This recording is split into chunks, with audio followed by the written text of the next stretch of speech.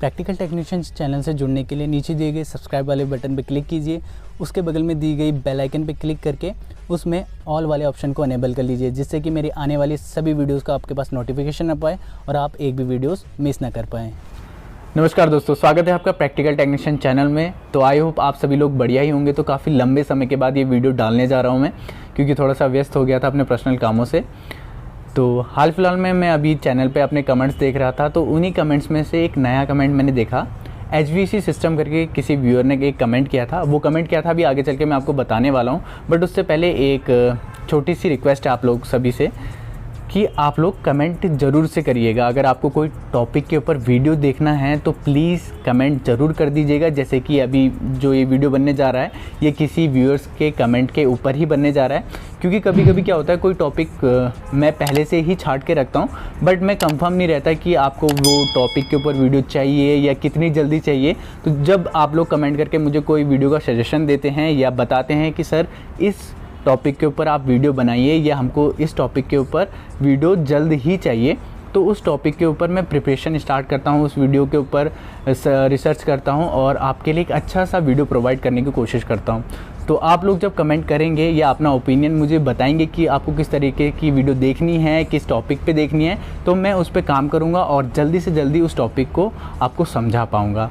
तो अगली बारी से या आज ही से अभी से अगर आपको कोई भी टॉपिक समझना है या पूछना है मुझसे तो कमेंट करके ज़रूर बताइएगा। और हाँ, अगर किसी ने आपकी टॉपिक के ऊपर पहले से ही कमेंट कर रखा है तो आप उस कमेंट को जाके लाइक कर दीजिएगा, जिससे कि मैं देख पाऊँ कि किस कमेंट के ऊपर सबसे ज़्यादा लाइक आ रखे हैं, जिससे कि मैं उस कमेंट को पिक करके उसी टॉपिक के ऊपर आपको वीडियो बना के समझा पाऊँ। तो चलिए अभी स्टार्ट कर लेते हैं इस वीडियो का टॉपिक। तो कमेंट किया था HVAC सिस्टम ने कि what is muffler. HVAC system में मफलर क्या होता है, उसकी पोजीशन क्या होती है एक रेफ्रिजरेशन साइकिल में, क्या वो कंप्रेसर के आगे लगा रहता है या कंप्रेसर के पीछे लगा रहता है, और उसका वर्क क्या होता है एक HVAC सिस्टम में या चिलर के अंदर। तो इस टॉपिक या वीडियो के अंदर हम देखने वाले हैं मफलर क्या होता है।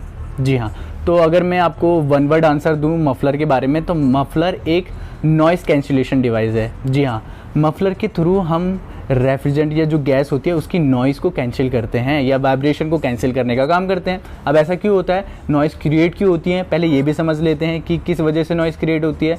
तो सामने ही आप कंप्रेसर देख पा रहे हैं, रेसिप्रोकेटिंग। ये कंप्रेसर है, इसकी दो साइड होती हैं, आपको पता ही है, एक सक्शन साइड होती है, एक डिस्चार्ज साइड होती है। सक्शन साइड आप इस साइड देख पा रहे होंगे, ये सक्शन साइड जिसके ऊपर इंसुलेशन लगा हुआ है, और ये दूसरी साइड आप देख पा रहे होंगे ऊपर, ये है डिस्चार्ज साइड। अच्छा, अब क्या होता है सक्शन साइड से क्या होता है, रेफ्रिजरेंट के साइड जो गैस है या रेफ्रिजरेंट है वो इंटर करता है इस साइड से। इंसुलेशन आप ब्लैक कलर का देख पा रहे हैं, इस साइड से रहता है। यहाँ पर प्रेशर और टेम्परेचर दोनों कम रहता है रेफ्रिजरेंट का। अब वो इंटर करता है इस कंप्रेसर के अंदर, ठीक है।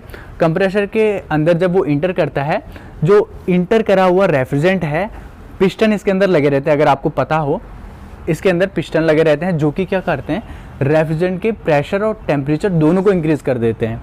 अब वो प्रेशर और टेम्परेचर जैसे ही इंक्रीज़ होता है, उसके जो रेफ्रिजरेंट या गैस है उसके अंदर वाइब्रेशन क्रिएट हो जाता है, या ये कह लीजिए उनके अंदर की जो मॉलिक्यूल्स है वो बहुत तेज़ी से इधर उधर भागने लग जाते हैं, क्योंकि उसका जो वॉल्यूम है या ये कह लीजिए उसके अंदर की जो डेंसिटी है वो कम हो जाती है और उसका वॉल्यूम बढ़ जाता है।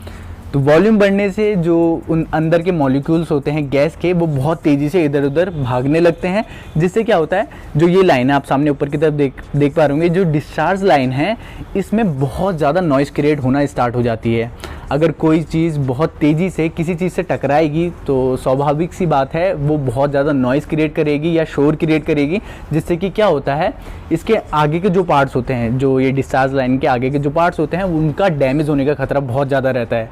इसी कारण से उन पार्ट्स को बचाने के लिए या ये कह लीजिए नॉइज़ को कम करने के लिए, और दूसरा आगे के जो पार्ट्स होते हैं, ये कंप्रेसर की डिस्चार्ज लाइन के आगे के जो पार्ट्स होते हैं उनको डैमेज होने से बचाने के लिए मफलर का यूज़ किया जाता है। अब मफलर होता कैसे है वो भी दिखा देता हूँ, उसकी पोजीशन भी आपको मैं दिखा देता हूँ।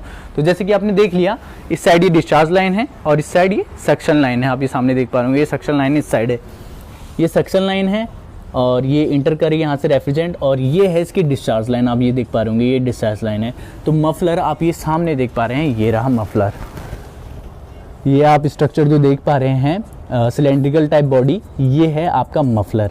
तो मफलर क्या होता है, मफलर के अंदर कुछ इस तरीके के मटेरियल का यूज़ करा जाता है जिससे क्या होता है, जो गैस है उसमें थोड़ी सी रुकावट पैदा करी जाती है।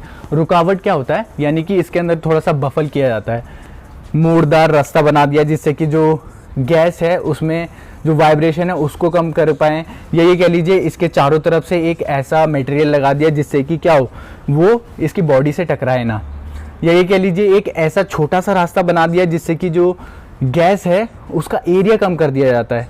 जैसे ही एरिया कम होता है उसकी डेंसिटी बढ़ जाती है, उसका वॉल्यूम कम हो जाता है, और जैसे ही वॉल्यूम कम होता है उसके अंदर की जो मॉलिक्यूल्स है गैस के अंदर के या रेफ्रिजरेंट के अंदर के, उसमें वाइब्रेशन बहुत ज़्यादा कम हो जाता है जिससे कि आगे वाले जो पार्ट्स हैं उनको कोई डैमेज नहीं पहुँचता है, और नॉइज़ जो है वो बहुत ज़्यादा कैंसिल हो जाती है, और जो शोर उत्पन्न होता है इस रेफ्रिजरेंट की वजह से वो बहुत कम हो जाता है। ना के बराबर तो नहीं कह सकते, बट थोड़ा सा कम हो जाता है। तो आप ये सामने देख पा रहे हैं सिलेंड्रिकल टाइप बॉडी है, इसी को हम मफलर कहते हैं। तो इसकी जो पोजीशन है वो जस्ट जो कंप्रेसर है उसके डिस्चार्ज लाइन होती है वहीं पर लगा रहता है। अब ये देख पा रहे होंगे, ये कंप्रेसर है आपका, कंप्रेसर के जस्ट निकलते ही आप देख पा रहे हैं ये जो सामने आप देख रहे हैं ना सिलेंड्रिकल टाइप बॉडी, यही हमारा मफलर। तो आप पोजीशन पहचान गए होंगे।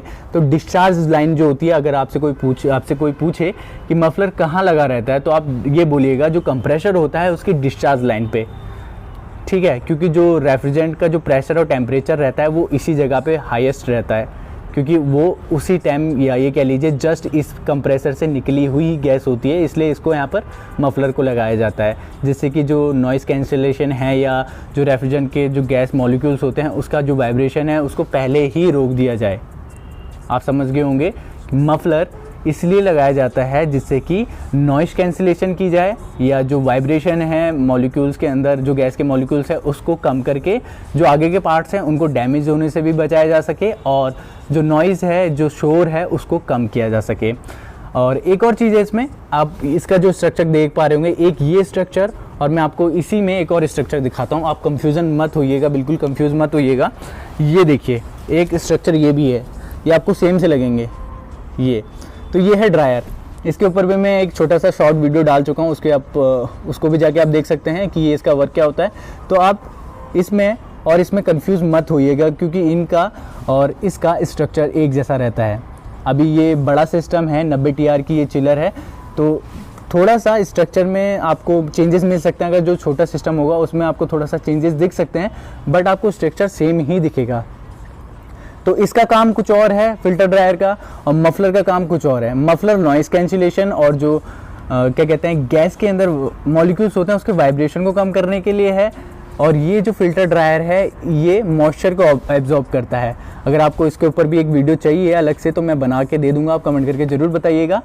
तो मफलर और जो फिल्टर ड्रायर है इस पर बिल्कुल भी कंफ्यूज मत होइएगा, क्योंकि मफलर जो है वो कंप्रेसर के जस्ट बाद लगा रहता है डिस्चार्ज लाइन पे, और जो ये फिल्टर ड्रायर है ये लिक्विड लाइन पे लगा रहता है। तो ये है एक छोटा सा वीडियो मफलर के ऊपर, आई होप आपको समझ में आ चुका होगा।